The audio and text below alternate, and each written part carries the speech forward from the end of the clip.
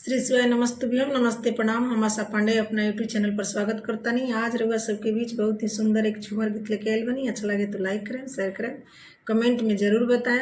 अगर हमारा चैनल पर नया बनी तो चैनल का सब्सक्राइब जरूर कर दें। आवेदा परदेसी बलम के एगो में दूगो मिलैबे करब। आवेदा परदेसी बलम के एगो में दूगो मिलैबे करब। अपने खाइबे पूड़ी कचौड़ी, अपने खाइबे पूड़ी कचौड़ी, सैया के डिनर करैबे करब। सासू के देबो चोकर के रोटी, नमक बिना तरसैबे करब।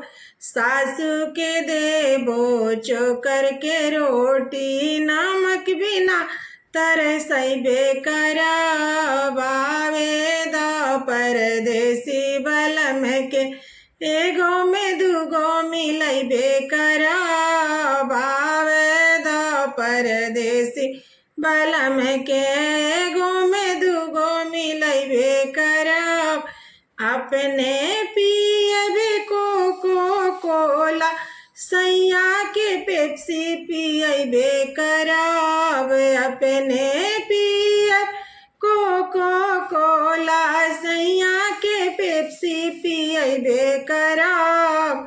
सासू के देबो नाली के पानी, ओमे जहर मिलैबे करब। सासू के देबो नाली के पानी, ओमे जहर मिलैबे करब। आवेदा परदेसी बलम के एगो में दूगो मिलैबे करब। आवेदा परदेसी बलम के एगो में दूगो मिलैबे करब।